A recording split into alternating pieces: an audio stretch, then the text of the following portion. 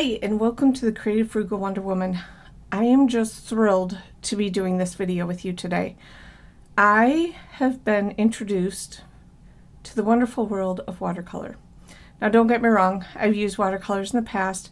Mostly it's been as a painting as a child, or paint by numbers, or watercolor pencils.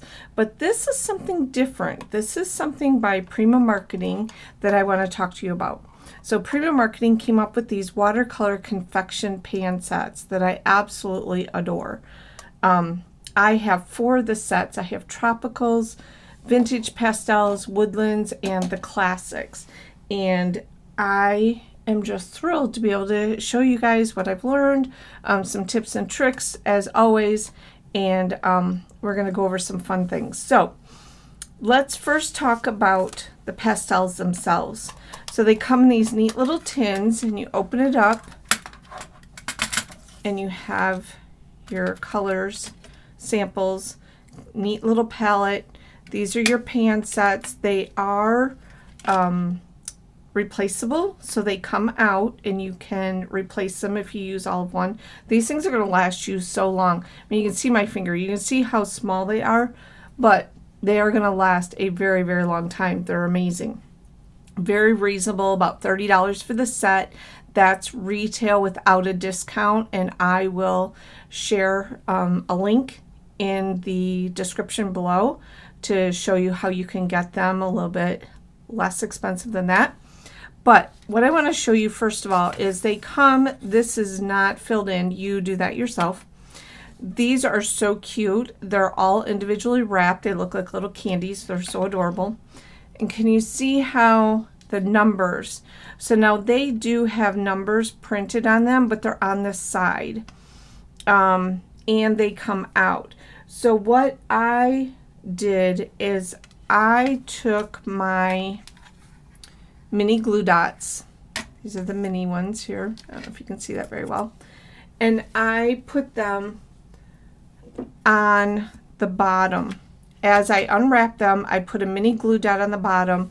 I used my marker, just a fine tip Sharpie, put the number on the end, just so I knew which one it was in case I got mixed up. I don't expect that to happen now. But before I put the glue dots underneath them, when I would travel, or because I did take them on the plane with me, which it worked amazing. But when I would open them up, they would be shifted, and so I didn't like that. So that's why I put the glue dots on the bottom. So I just absolutely love these. And then you can put them, use this as your palette if you want to dilute it or mix colors. So they're just awesome. Okay, so there's that little tip. Then the other tip I want to tell you is you can use Catherine Pooler's Midnight or Ranger Archival ink. Both of those work well for the watercolor themselves. And then I really like the Canson XL Watercolor paper. Again, the inks, the watercolor confections, and the pens can all be found at A Cherry on Top. Again, I will have the link to them if you're interested. Now, the watercolor pens, these are really cool. In the past, I've had several. These are really, really old, probably about 20 years old. These 3 are. And one of them, the water, I'm not sure, something happened here. It's not going through at all. I think this one might be a Tim Holtz. It's a little bit wider. But you're going to want different size watercolor pens.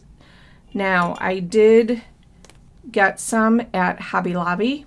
They're just a non-brand, no brand, probably Hobby Lobby brands. I don't know, there was no brand name on them, and they do not work very well. So I would not invest in those. The Prima, I really like these. Here's a nice wide, this is going to be great for backgrounds. Then this one is a little bit smaller. I'm sorry, that one was a medium one. This is the bigger one. and then your detailed one, which is very nice. And you just push here, you fill these with water, push here just enough to get a little bit of fluid out, water, and they just work so well. I am just in love. So I did take, as I mentioned, these on the plane with me. I went to Florida recently. I love that they have this little finger holder. So I was able to open it up and color right from here on my little tray in front of me on the airplane. It was pretty cool. The only thing that was bad about it is using the watercolor pens. The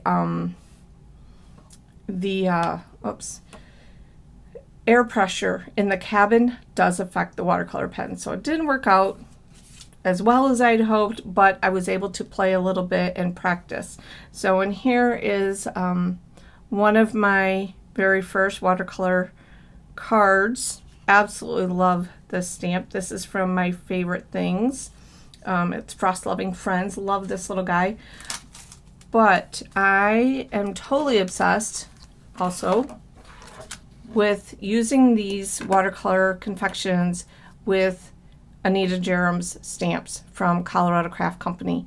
Now, many of you might recognize her artwork. Anita Jerem is the illustrator for, oh my goodness, guess, what is the name of the book? Guess How Much I Love You? I'm going to have to look it up now. Oh, you know what? I bet it's on the back. Yes. Guess How Much I Love You. Ooh. Anyhow, and she has a second book that just came out. Anyhow, Anita Jerem has done a huge collection of stamps exclusive with Colorado Craft Company, and they're just absolutely adorable, and they come with dies also. You can get them with or without the dies. So, we're going to practice here with one of her stamps, a cute little bunny, and I just want to show you some of the tips that I have found, and we're going to go ahead. Now this stamp set, or this, I'm sorry, watercolor set, it must have been an older one, and their palette, the samples, came on 2 sheets, and I liked how it was only on one because I could just have it there and see, so I redid it on my own. Anyhow, just a little tip there for you.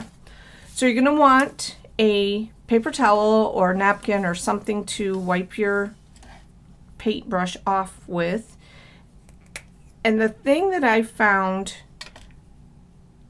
that I didn't realize was that you want to wet your paper first of just the area that you want colored. So we're going to color the balloon. So I haven't even really squeezed this at all. You're going to want to play with this to get the feel of it, okay? So now you can go over, and we're just going to grab some of that. More.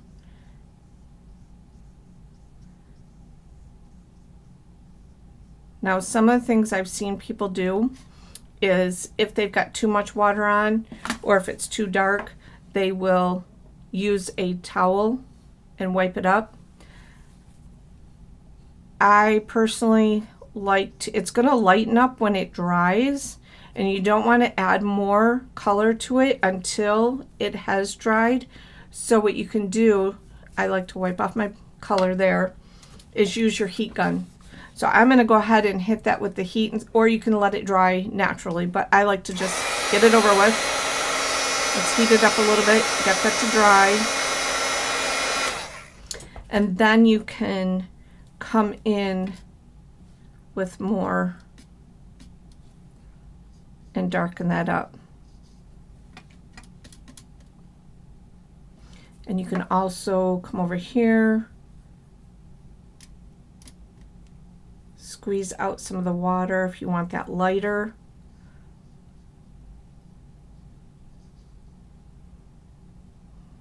There.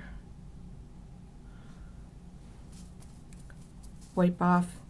And it's just a very relaxing, fun way to use the watercolors. Again, I'm going to heat this, dry it.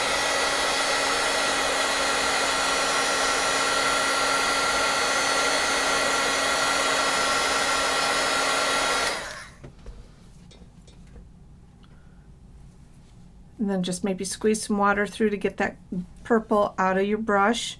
Now we're going to come down to the bunny. Again, we're going to wet him where we want to bring in some color.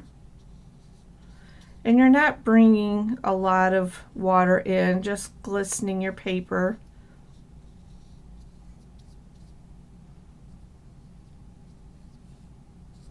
Doesn't take much at all. And then come over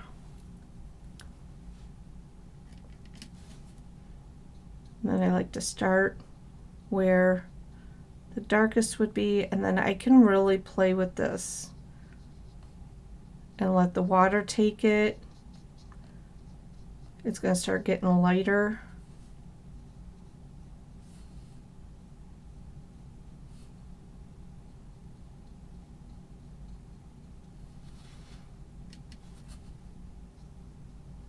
And it is just fun. Fun, fun, fun. Again, you can hit this with your heat tool, or if you want to let it dry naturally, but you really, to get that layered or the shading, you're going to want to dry it in between. Don't add just more ink or watercolor on top, because it's going to just blend. So we can go ahead and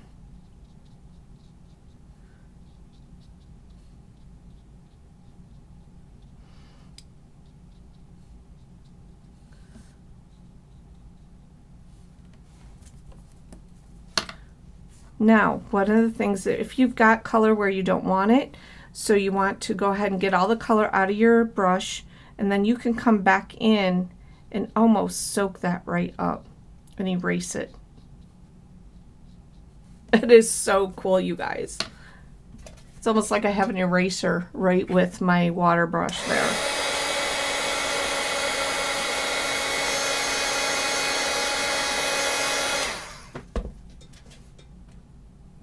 And then we're going to make sure we're nice and clean, because we're coming into pink now here for his little nose. Oh, I forgot to see, it didn't bring a lot of color in.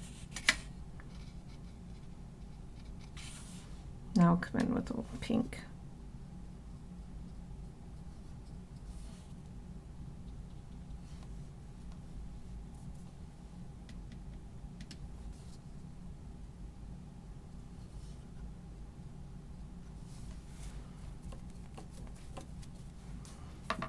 So you always want to make sure that you're drying before you add another color next to it. If you don't have this dry, it's just going to blend in together.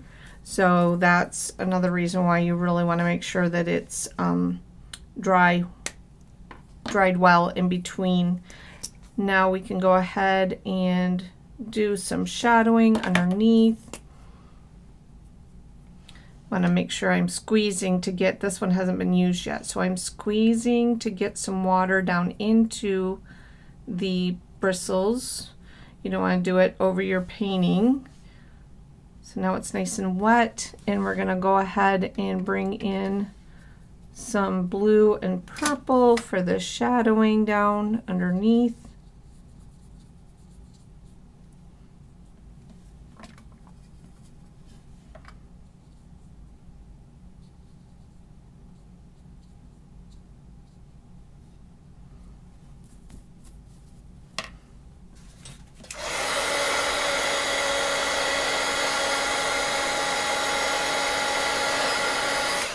Just real simple. Now, isn't that just adorable? Do you not agree that he is so stinking cute? And if you wanted to lighten up this, maybe this is a little bit harsh for you, these colors, you can take it and soften that with your brush too now. See how that softened that right up. Okay, so I want to show you something else, what I've started. So a lot of you know me, and I do a lot of Copic. I've been doing Copic for several years. I do a Copic club. Well, since I started working with these watercolors, I kind of want to do the same thing with them. I'm just having so much fun. And I know that a lot of people don't want to get into the Copics because they are very expensive. Or maybe they just, you know, prefer watercolor. So I thought this is a great opportunity to start sharing the watercolor. So I've done the same thing, and I have created the step-by-step watercolor. So it goes through, and I have done the colors coordinating here. So this one says 85, and you'll see that the colors, it's a little bit hard to read, but here's 85 is Sand Ridge.